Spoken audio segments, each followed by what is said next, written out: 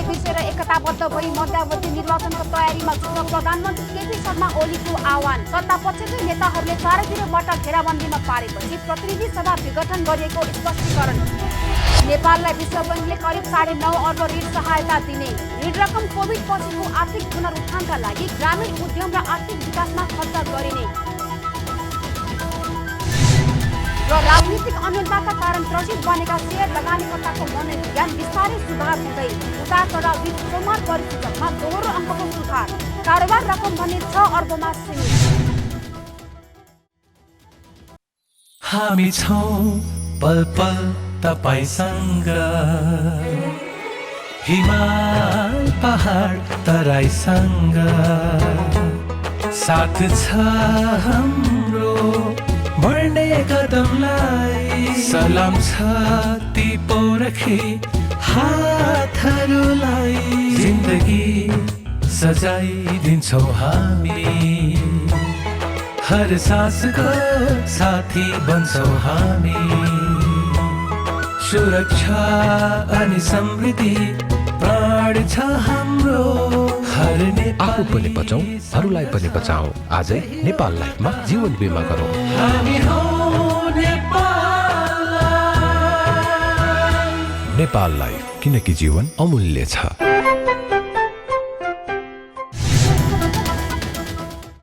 नमस्कार, कारोबार समाचारमा स्वागत छ।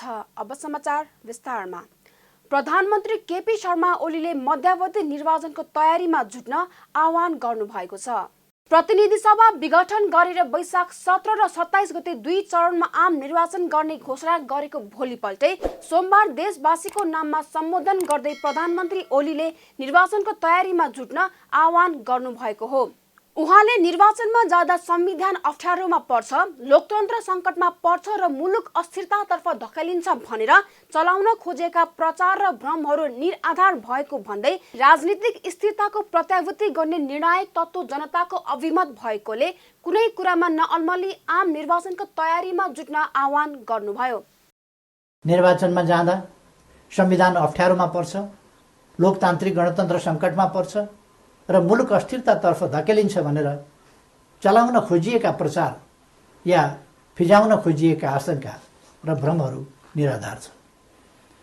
राजनीतिक स्थिरताको प्रत्याभूति गर्ने निर्णायक तत्त्व जनताको अभिमत हो। तसर्थ कुनै पनि कुरामा नअल्मलिकन आम निर्वाचनको तयारीमा केन्द्रित हुन म सबैमा हार्दिक आह्वान गर्दछु। नेकपा अध्यक्ष समेत रहेका प्रधानमन्त्री ओलीले प्रधानमन्त्री बन्ने तयारीमा रहेका पार्टीका नेता र प्रतिपक्ष दललाई पनि नयाँ निर्वाचनले आफ्नो लोकप्रियता मापनका लागि सहयोग गर्ने दावी गर्दै विगतका सबै तिता पीडाहरूलाई बिर्सेर एकताबद्ध भई निर्वाचनमा सहभागी हुन नेकपाका नेताहरूलाई आग्रह समेत गर्नुभयो। प्रतिनिधि सभा विघटन र नयाँ निर्वाचन मेरो रुचि वा छनौटको विषय थिएन, तर मुलुकलाई अकर्मण्य अवस्थामा राखिराख्नु उचित हुँदैन थियो। संसदलाई केही नेताहरूको स्वार्थको बन्धक बनाइराख्नु जनादेश विपरीत हुन जान्थ्यो। जनताको भावना अनुसार काम गर्न अगाडि बढ्नै नसक्ने स्थितिबाट मुलुकलाई निकास दिनै पर्थ्यो। जनअनुमोदित नेकपाको यस सरकारलाई आफ्नै दलका नेताहरूले काम गर्न नदिने र दलभित्रको कचिङ्गनले प्रतिनिधि सभालाई पनि शिकार बनाउने अवस्था अन्त्य गर्नै पर्थ्यो। यसै पृष्ठभूमिमा म नयाँ जनादेशका लागि सार्वभौम जनता समक्ष जाने निष्कर्षमा पुगेको हुँ। म अझै पनि विगतका सबै तिता पीडाहरूलाई बिर्सेर एकताबद्ध भई निर्वाचनमा सहभागी हुन कमरेडहरूलाई आग्रह गर्न चाहन्छु। प्रधानमन्त्री ओलीले एकताबद्ध भई निर्वाचनमा सहभागी हुन आग्रह गरिरहँदा सरकारले सत्तापक्षकै नेताहरूले चारैतिरबाट घेराबन्दीमा पारेकाले प्रतिनिधि सभा विघटन गरिएको स्पष्ट समेत पार्नुभयो। उहाँले विगत केही महिनादेखि सरकारलाई घेराबन्दीमा पारेर प्रधानमन्त्री विरुद्ध अविश्वासको प्रस्ताव दर्ता गर्ने प्रयास र पार्टी अध्यक्ष तथा संसदीय दलका नेतालाई थाहै नदिई संसद अधिवेशन बोलाउन खोजिएको कारण प्रतिनिधि सभा विघटन गर्नुपरेको स्पष्ट पार्नुभयो। साथै लिपुलेख, कालापानी र लिम्पिया धुरा सहितको नक्सा प्रकाशन लगायतका थुप्रै राष्ट्रवादी काम हुँदा समेत सरकारलाई घेराबन्दीमा पारिनु विडम्बनापूर्ण भएको भन्दै सत्तापक्षकै कतिपय नेता प्रतिपक्षीय दलका नेता भन्दा पनि आक्रामक रूपमा लागेको आरोप समेत लगाउनुभयो। मुलुकको नेतृत्व सामाजिक आर्थिक रूपान्तरण र समृद्धिको मिशन पूरा गर्न सक्षम र सक्रिय नयाँ पुस्तामा हस्तान्तरण होस् भन्ने मार्गचित्र प्रस्तुत गरे। यसै मान्यताका आधारमा 5 वर्षको सरकारको नेतृत्वपछि सुयोग्य नेतृत्वलाई जिम्मेवारी हस्तान्तरण गर्ने र महाधिवेशनद्वारा पार्टीको कार्यकारी जिम्मेवारीबाट अवकाश लिने घोषणा समेत गरे। मुलुकको जटिल अवस्थामा नियमित महाधिवेशन हुन नसक्ने हो भने पनि विशेष महाधिवेशन गरेर अध्यक्ष पद हस्तान्तरण गर्न इच्छा गरे र योजना पनि प्रस्तुत गरे। तर महाधिवेशनका लागि साथीहरूले 4 महिना पनि कुर्न सक्नु भएन। उल्टै मेरो राजनीतिक चरित्र हत्या गर्ने गरी अत्यन्त लाञ्छित र अपमानित गर्दै आरोप पत्र पेश गर्नुभयो। त्यसलाई पार्टीको लोगो र कार्यालयको दुरुपयोग गर्दै राष्ट्रव्यापी रूपमा वितरण गर्नुभयो र वस्तुतः पार्टी विभाजनको अप्रत्यक्ष घोषणा गर्नुभयो। अर्कातिर भित्रभित्रै प्रधानमन्त्री विरुद्ध अविश्वास प्रस्तावको तयारीलाई अगाडि बढाउनुभयो। पार्टी अध्यक्ष एवं संसदीय दलका नेतालाई थाहै नदिई संसद अधिवेशन बोलाउन हस्ताक्षर सङ्कलन गरेर साथीहरूले संविधान विपरीत पार्टी प्रणाली र पद्धतिमाथि यसअघि नै गम्भीर आघात पुर्याउनुभयो। यसपछि नै पार्टीभित्रको अवस्था निकै गम्भीर र सङ्कटपूर्ण बन्न पुगेको। अस्ति पुस 4 गते मात्रै पनि मैले पुष्पकमल दाहाल जीको निवासमै गएर उक्त विग्रहकारी आरोप पत्र फिर्ता लिन, पार्टीमा सहज र स्वस्थ वातावरण सिर्जना गर्न र विशेष महाधिवेशन आयोजना गरेर नेतृत्व हस्तान्तरणका लागि पटक पटक आग्रह गरे। पार्टी एकीकरणको सङ्क्रमणकालीन प्रयोजनका लागि मनोनयनद्वारा गठन भएका र महाधिवेशन सम्पन्न गर्ने मुख्य दायित्व भएका पार्टीका नेतृत्वदायी कमिटीहरूलाई पार्टी विधान र एकीकरणको भावना विपरीत पार्टीलाई मतदानको अवस्थातिर नधकेल्न र कर्तव्यको लिकबाट बाहिर नजान बारम्बार आग्रह गरे। तर यस प्रयासलाई मेरो कमजोरी ठानियो। केही भएको छैन, केही गरिने छैन भन्ने कुरामा अल्मल्याउँदै प्रधानमन्त्री विरुद्ध अविश्वास प्रस्तावको तयारी अगाडि बढाइयो। दिदीबहिनी तथा दाजुभाइहरू, सरकार विरुद्ध यसरी घेराबन्दी र दाउपेच गर्नुपर्ने जायज कारण के थियो र? सरकारले यस बीचमा राष्ट्रियतालाई सुदृढ गर्ने सन्दर्भमा ऐतिहासिक कामहरू गरेको छ। नेपालको वास्तविक भूभाग समेटेको नयाँ नक्सा प्रकाशन गरिएको छ। तदनुरूप सर्वसम्मतिका आधारमा संविधान संशोधन गरिएको छ। समस्या समाधानका लागि मित्र राष्ट्र भारतसँग वार्ताको तयारी भइरहेको छ। चीनसँग पारवन यातायात प्रोटोकलमा हस्ताक्षर भएको छ। नेपालको अन्तर्राष्ट्रिय छवि, भूमिका र आकर्षण बढेको छ। यसलाई सुदृढ गर्न सबैले सहयोग गर्नुपर्ने बेलामा सरकारलाई असहयोग र असफल पार्न भइरहेका यी गतिविधिका पछाडि गम्भीर षड्यन्त्र लुकेको स्पष्ट छैन र?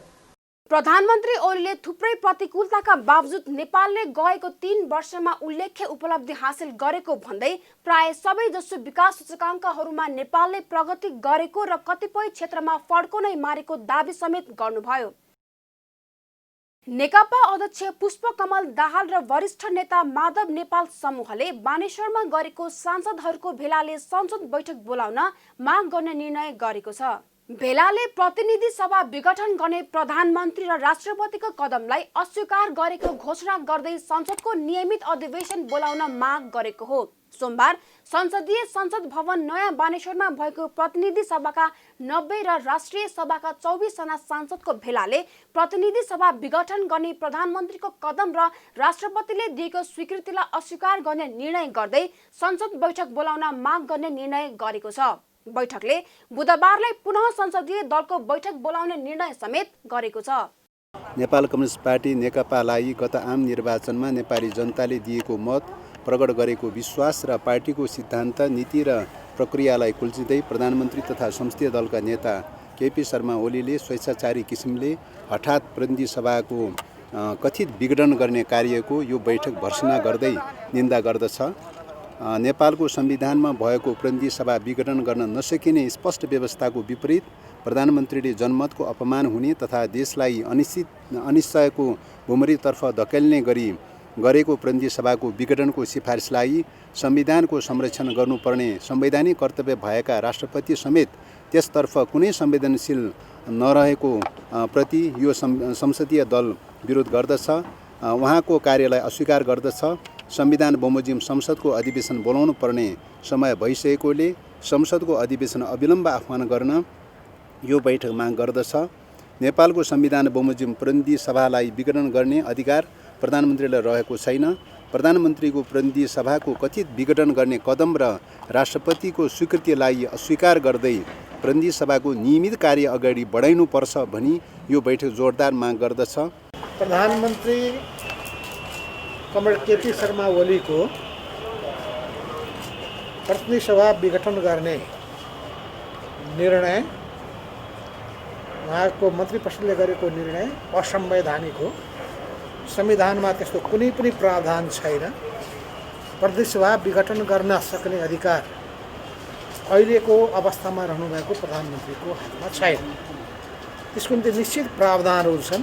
त्यस्तो अवस्थामा मात्रै प्रतिनिधि सभा विघटन हुन सक्छ।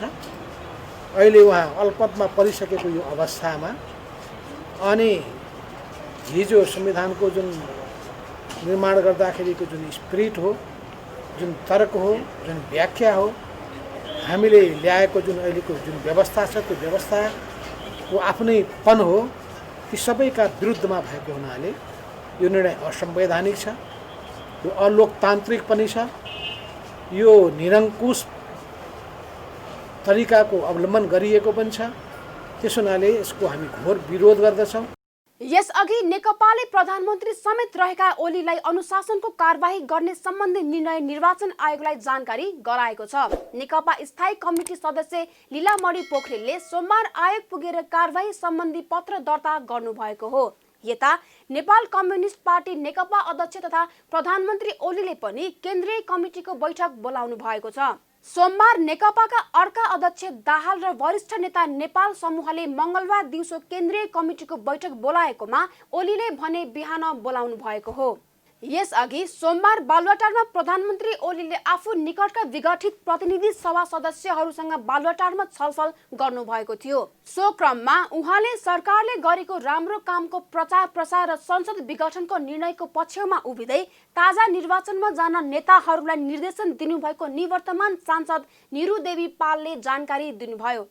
जुन उहाँहरूले अविश्वासको प्रस्ताव लिएर जाने र प्रधानमन्त्रीलाई पनि फाल्ने र राष्ट्रपतिलाई पनि महाभियोगका कुराहरू पनि लगाउने जुन गर्नुभयो, त्यसको बाध्य भएर संसद विघटन गर्नु परेको उहाँले हामीलाई जानकारी गराउनु भएको छ। र संसद विघटन भइसके पछाडि अब नयाँ जनादेशका लागि फेरि हामी जनतामा जानुपर्छ।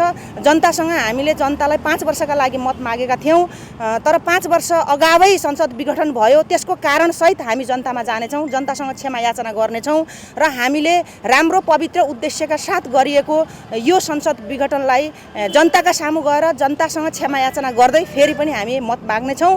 प्रधानमन्त्री ओलीले संसद विघटनको कारण सहित जनतासँग क्षमा याचना गर्दै मत माग्न जान पनि आफू निकट नेताहरूलाई निर्देशन दिनुभएको थियो। निवर्तमान संस्कृति पर्यटन तथा नागरिक उड्डयन मन्त्री योगेश भट्टराईले विघटन भएको संसद अदालतबाट पुनर्स्थापना हुने विश्वास व्यक्त गर्नुभएको छ। सोमबार मन्त्रालयमा आयोजित औपचारिक विदाई कार्यक्रममा बोल्दै भट्टराईले संवैधानिक अङ्गहरू स्वतन्त्र रहेको अवस्थामा संसद पुनर्स्थापना हुने विश्वास व्यक्त गर्नुभएको हो। लोकतान्त्रिक प्रक्रियामा आघात पुगेका कारण आफू सहितका मन्त्रीहरूले सामूहिक राजीनामा दिएको उल्लेख गर्दै उहाँले ट्र्याकमा ल्याउने विश्वास पनि व्यक्त गर्नुभएको छ। यदि यो देशका संवैधानिक अङ्गहरू स्वतन्त्र छन्, विवेक पुर्याउँछन्, त्यहाँ मानिसहरू ठिक छन् भने 100% भन्दा पनि अझ ज्यादा विश्वासका साथ म भन्छु कि संसद पुनर्स्थापना हुन्छ। मैले कन्डिसन राखेँ, यदि संवैधानिक अङ्गका मानिसहरू स्वतन्त्र छन्, विवेक पुर्याउँछन्, मुलुकप्रति संविधानप्रति जवाफदेही छन् भने यो कन्डिसन मैले भनेको छु। 100% संसद पुनर्स्थापना हुन्छ र हुनुपर्छ।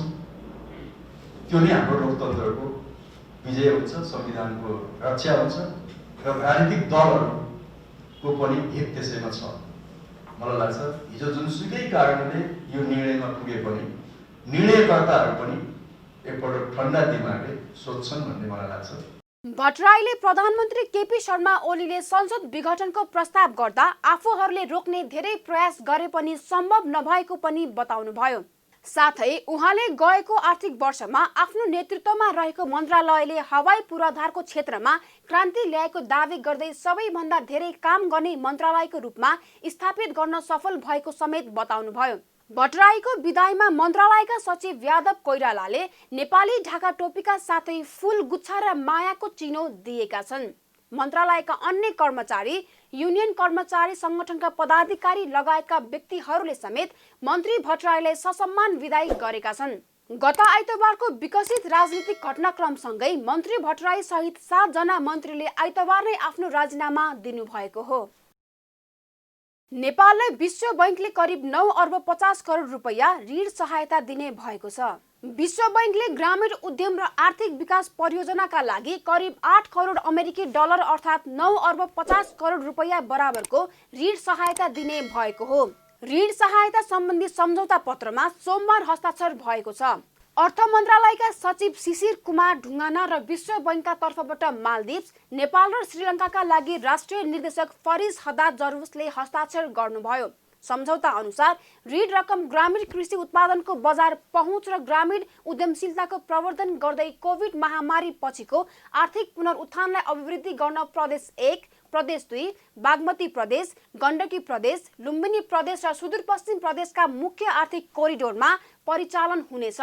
कार्यक्रममा अर्थ सचिव ढुङ्गानाले ऋण सहयोगबाट नेपालको कृषि र बजारको सम्बन्धलाई स्थापित गर्ने र कृषि व्यवसायमा बढ्ने प्रतिस्पर्धाले कोभिड महामारी पछिको आर्थिक पुनरुत्थानलाई सघाउन मद्दत पुग्ने विश्वास व्यक्त गर्नुभयो। It is my pleasure to sign the financing agreement of this REAP Rural Enterprise and Economic Development Project amounting $80 million, around 9.3 billion rupees.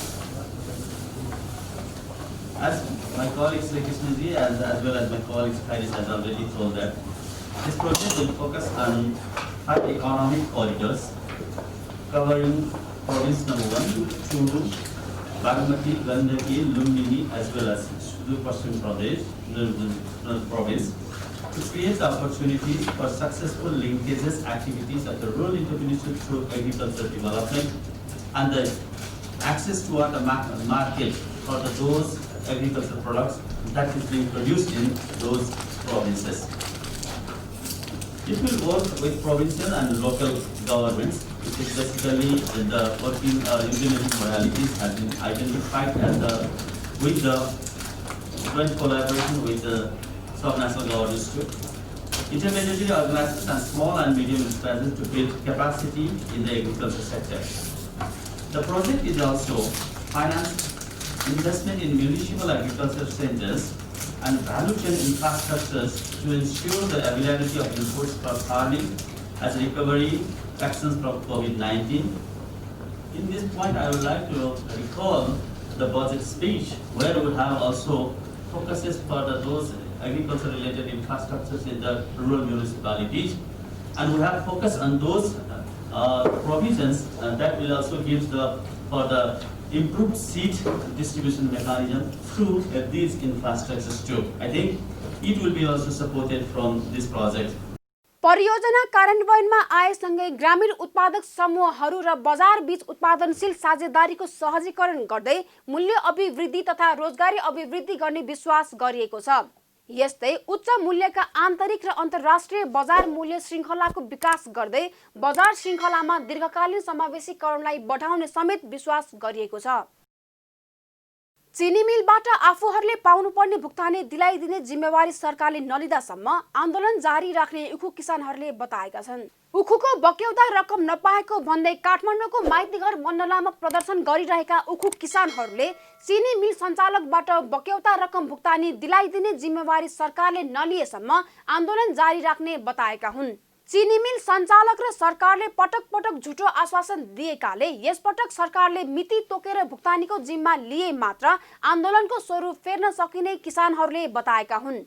उखु किसान संघर्ष समितिका सचिव गोपाल यादवले किसानको खातामा पैसा नआउँदासम्म सरकारको भनाइमा ढुक्क हुन नसक्ने बताउनुभयो। उहाँले सरकारले मिति तोकेर भुक्तानी दिलाइदिने जिम्मेवारी लिए आन्दोलनको स्वरूप परिवर्तन गर्न सकिने पनि बताउनुभयो। जबसम्म किसानको खातामा पैसा आउँदैन त्यति बेलासम्म कसरी यकिन गर्न सकिन्छ कि उद्योगपतिले पेमेन्ट दिएको छ।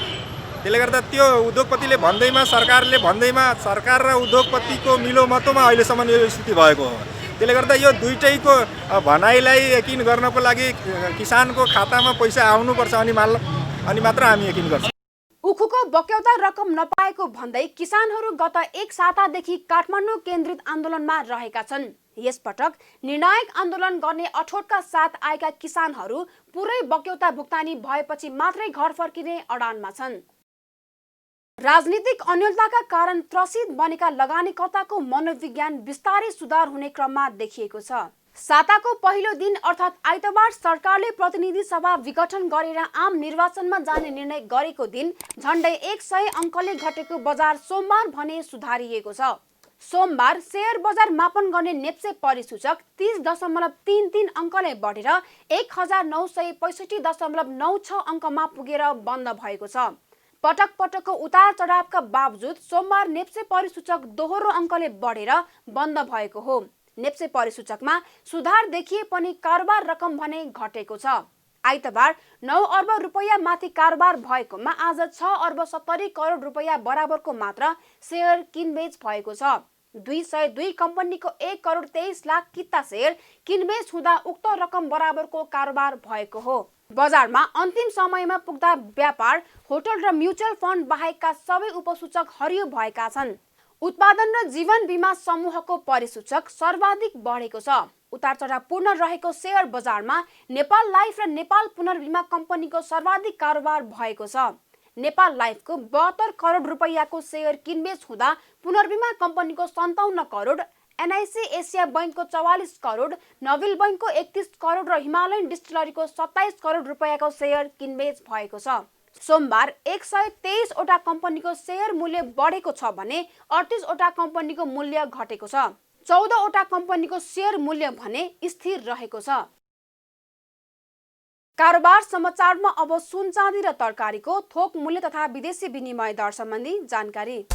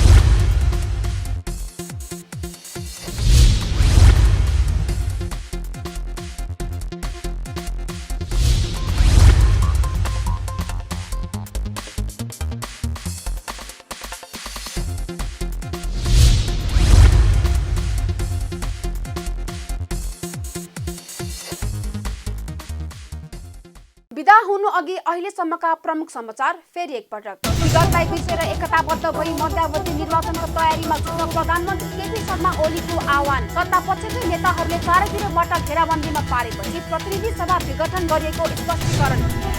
नेपाललाई विश्व बैंकले करिब 9.5 अर्ब ऋण सहायता दिने। ऋण रकम कोभिड पछिको आर्थिक पुनरुत्थानका लागि ग्रामीण उद्यम र आर्थिक विकासमा खर्च गरिने। र राजनीतिक अन्योलताका कारण त्रसित बनेका शेयर लगानीकर्ताको मनोविज्ञान बिस्तारै सुधार हुँदै उतार चढाव बीच सोमबार परिस्थितिमा दोहोरो अङ्कको सुधार। कारोबार रकम भने 6 अर्बमा सीमित। कारोबार समाचार सकियो। हामीलाई बिदा दिनुहोस्। नमस्कार।